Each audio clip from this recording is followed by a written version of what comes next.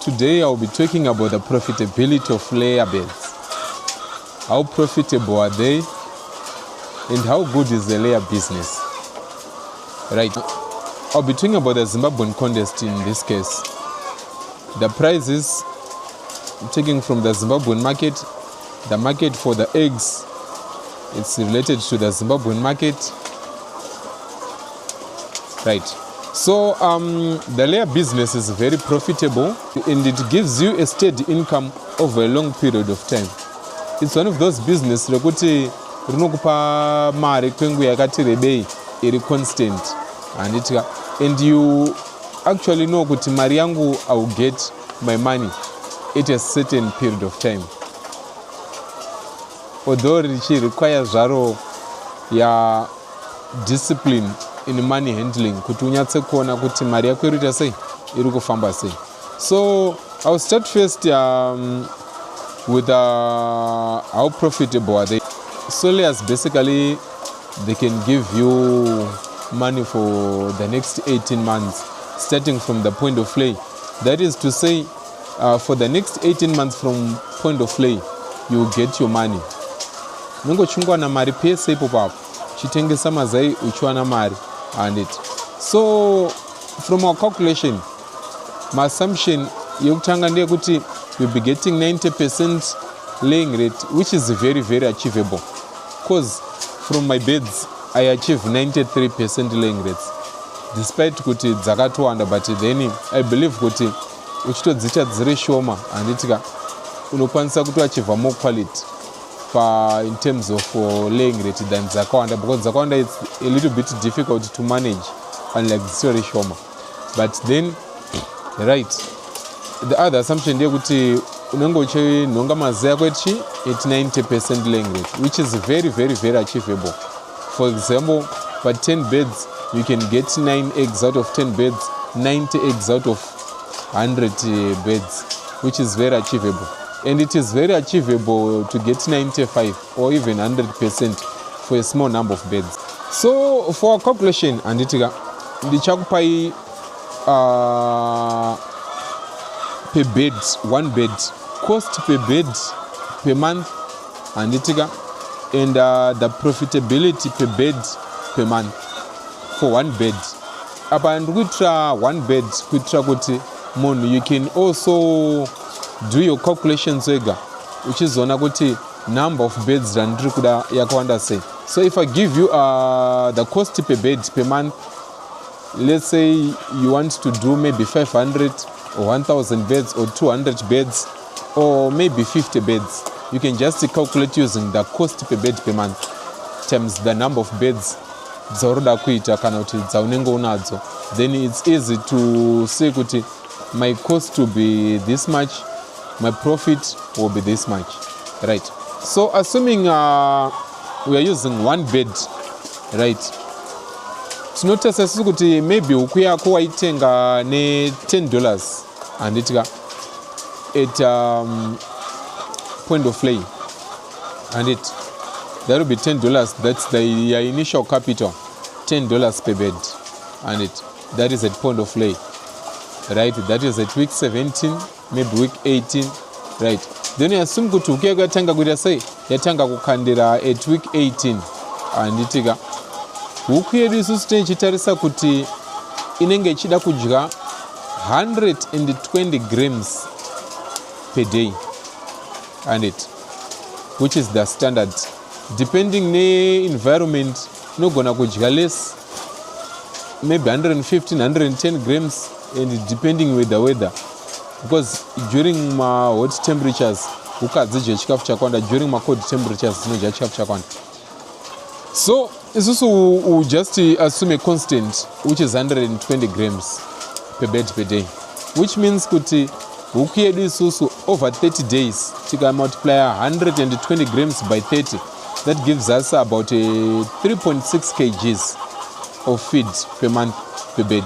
Ndo ya inenge ichita sei huku yedu ya inenge ichidya per month and so tikatarisa isusu nema standard prices ari muma feed companies around Zimbabwe considering maybe FIVET, feed mix, profits and etc, my major suppliers of it, we will get something like about $27 per bag of maybe standard lay or start lay and etc, or layer phase 1. So we say now 3.6 kgs over 50 and etc multiply by $27, we get roughly $1.94. So just put it at $2, considering that maybe you incorporate something like transport costs and time. So just we just put it pachi for $2, right? So it means kuti huku yedu isusu handitika iruti jira $2 of feed per month. Then the other cost yatinogona kuda major cost pa huku 1 handitika per month yatinonyatsa kutarisa kuti irapa, it's the cost ye crate uchazoisira maza empty crate shore mazai handitika iroro rinenge richita 15 cents and it depending ne supplier warukupa, they range from 13 even from as 12 cents up to 15 cents, right? So isusu tichango assume ye 15 cents handitika, right? So we say $2 ye feed cost plus 15 cents ye crate reduces empty crate, that's $2.15. ndo cost yatinenge tukuita sei yatinenge tiri kutarisira pa month pa huku yedu iri 1 and it's then yes we might also need maybe calcium and itika, but for huku 1 and itika calcium yedu isusu pa 50 kg iri kuita $12 and itika, saka huku 1 inogona kuda consume just about 5 grams of calcium or even less than that, maybe 2 grams depending on calcium needs. Saka calcium handina kuda kuita sei include because the cost will be very very small, and then include pane ma sensor atamboita sei atambosea kuti pa feed pedu ta calculate $90, $94, which means that 6 cents we just incorporate it for calcium, for the calcium component, right? So ndo inengeri ma major costs edu per bed per month, right? That's $2.15. Then we put another 5 cents for my miscellaneous expenses anogona uzoitika. Mind you, this is per bed, right? So we're just putting 5 cents, then it just takes our total cost per bed up to $2.20. All right, this is our total cost per bed and it, right? Now let's assume kuti huku yedu isusu handitika inokandira zvakanaka handitika, the standard normal laying rate iri very very recommended worldwide ikunzi chinzi huku yako iri kuperforma very nicely kana kuti zvakanakisisa, they'll be looking at 90% and it, that is the highest inenge ichinyanya kuitwa, the highest standard, although you can achieve something more. For example, inini ndinoemazwe kuti dziri papiki dzinenge dziri at 95% handitika laying rate, then dzisiri kunyatsa kuita zvakanaka tinenge tiri kutarisira kuti maybe 92% laying rate and it, saka sisi we just use the standard which is 90%. So out of 30 days 90% of 30 days it's 28 and a half, right? So we just use 28, that is around 89% and it, so we get 28 eggs out of the possible 30 eggs that tinokwanisa kwana, and yes, it's very normal to get 29 or 30 eggs out of 30, but let's work with 28 eggs, right? So pa 28 eggs pamazai 28 auchanhonga pamwedzi handitika out of 30 totarisa isusu kuti crate redu riri kuita $4 handiti, which is the standard price ngoriko. Yes, they might go for $4.50 or even more, or maybe depending ne matengesera unoita. For example, ya tiri kudzimba handitika kumba uko, you'd find kuti maybe a crate of egg mazai anokwanisa kunzi $4 for 6 and it, which means kuti pa 28 tinenge tine around $4.50, but let's assume a price yekuti susu tutengesa at $4 per crate and it, right? Saka 28 out of 30 and it multiply by $4, tinoona about $3.75 and it $3.73 or $3.75. That would be the price that tinoona pakutengesa crate redu remazai rine 28 mazai and it. Now tobva tati susu taona $3.73 or 75, then we less our cost of $2.20, right? Tinoona sisara ne about $53 and it depending ne price yako ichikwanisa kutokwira up to $70 depending nekuti uri matengesa nemari mazai yako and it, right? Isusu tikazochilesa manje kuti $3.73, let's say just say $3.70 and it, so $3.70 minus $2.20 tusara ne $50 per bed and it, right? The reason why understate profit nditira kuti maybe heat stress and stuff inogona kuaffectira laying rate yako, then yanda overstate futi ma cost nditira kuti maybe you face ma price changes. For example, maybe a bag of feed might go for $28, right? Ndo ma changes atinogona kuita sei kusangana nawo, right? Saka I affected all those changes panema calculation yangu, right? So isusu tasara nechi ne $50, right? Then uchitarisai kuti unenge uchida kuita hukungani. Let's assume kuti maybe urida kuita huku 100 and it, saka now your calculation will be like 100 huku dzaunadzo multiply by $50 that you can get per bed per month and it, you see kuti pa 100 beds dzaunenge unadzo unoona $150 is your profit per month, which means kuti huku dzedu dzakaita sei dzakanaka kana tichinyatsoziva kuti isusu tinokwanisa kuona up to $150 pa huku 100.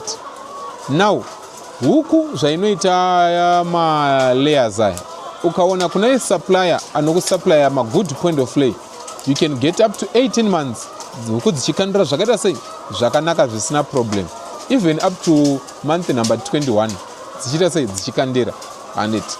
Yes, I have a batch riko kuseruka ratopusha zvokuti izvezvi zvirakuita around wiki 20 inonzi month number 20 ndo kwarakuita sei kwarakutosvika, right? Saka depending nekuti wewe unenge wapiwa na supply yakaita sema point of lay, because that matters a lot. How the pullets are raised matters a lot pa kuzokandira kwadzo and it, right? Saka isusu let's assume for 18 months, which is the standard period inotarisirwa kuti huku dzedu dzinofana kunge dzichikandira and itika dzichiperforma zvakanaka and it. 18 months we multiply it by 150 and itika gese apa pandiri kutaura kuti maybe taita huku dzedu dzinoita sei huku 100 and itika tinoona isusu 2,700 or let's say per bed over 18 months and itika dzinotipa tichiona $50 and itika over 18 months tinoona $27 and it. Saka now $27 and itika yatinenge taona iyi ndo profit ino yatinopiwa nehuku 1 over 18 months period and itika tobva tati isusu huku yedu after 18 months we decide to sell it and itika say off layer and itika amunozona kutengesa ichinzi ma off layers aya and it we sell it at $4, which is a good price, a giveaway price. You can maybe sell it at 5 depending with the location and the market, but let's assume a also price of $4, right? So $4 for that bed, and we add it per profit at $27 that's $31 and it right. $31 ndo inenge iri profit yauri kuona pakutengesa mazai plus pakutengesa inonzi chi huku yako as off layer. Anditika apa pandisi kuinclude mari yaunogona kuona futi potential return yaunogona futi kuona nekutengesa anonzi machi madroppings ehuku, because yes madroppings ehuku anotengeswa and anotengeswa muka, if you look around they can be sold for a higher price and it maybe around $6 to $8 per 50 kg depending on the location, right? Saka totarise susu kuti taona $31 tolesa isusu initial capital yedu. We have to remember we are assuming kuti ukiti yedu taitenga at point of lay and it saka tolesa initial capital yedu ye $9 or $10 point of lay and it was the point of lay. The prices range from $9 to $12 depending with the supplier, right? So we just assume $10, which is the constant price. So 31 less $10 tinogonosara tineche $21 and it that is $21 per bed over 18 months and it right. Ngatichidai so iyo waita huku 50 and it right. Saka isusu tikataura isu kana kuti ngatisika kuti huku 100 ndo dzisinganetsi watenga hako hayo 100 point of lay beds and it your 100 point of lay beds multiply by 21 and it zinokupa iwewe profit ye 2,100 over 18 months profit wabvisa initial capital yako. The return on investment will be 2,100 ndo mari yaunenge sei yaunenge urutarisira. Saka kana sisi kutaura sisi kuti une huku 1,000 and it you are now getting 21,000 and it ndo zvazvinenge zviri. Given kuti une huku 500 mapoint of lay yako wanga watanga nawo, which means kuti unogonosara une 10,500 over 2.5 years. Initial yako amount yawakainvesta muhuku dzako unenge watodzoka uchiti mari yako iripo paside yapa, you get that exact profit and it that's how profitable this layer business is and it saka I think I have answered mostly part of how profitable my layer business. So this is how profitable are layers and it they are very, very profitable. It's a very good business and yes, I do supply my point of lay beds. For pre-booking, that will be $9 per bed and it for pre-booking the beds achabuda on the 13th of February and it I have about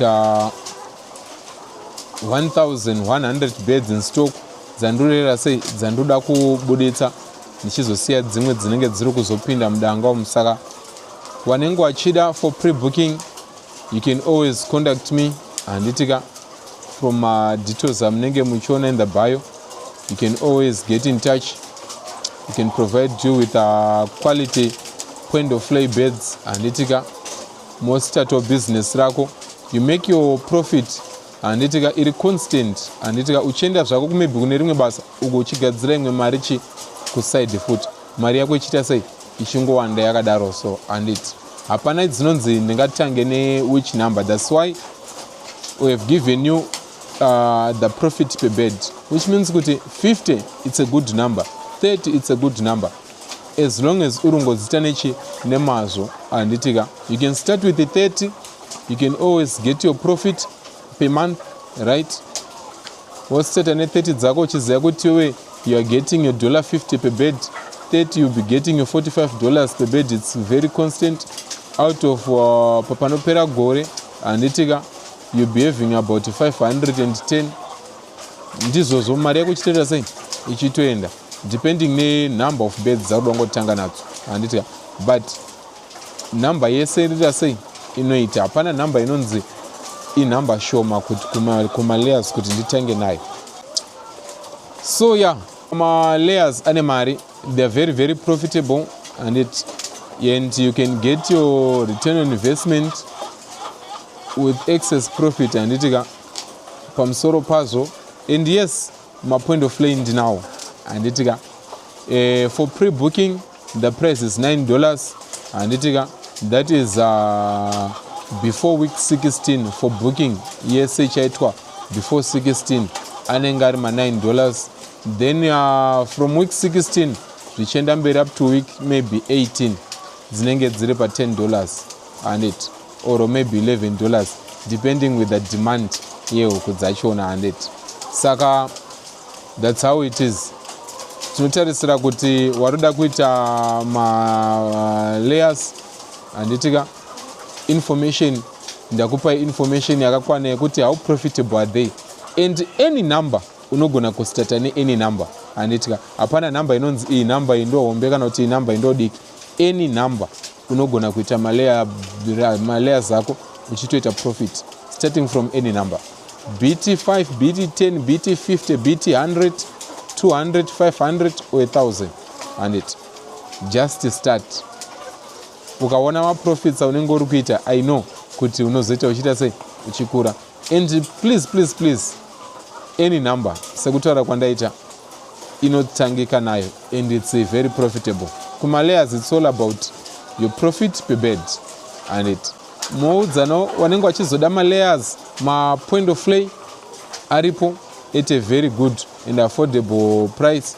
Like I said, pre-booking is $9. Then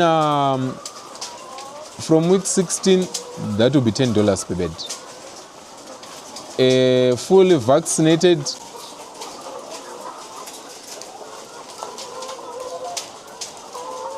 so guys, don't hesitate to start your layer business.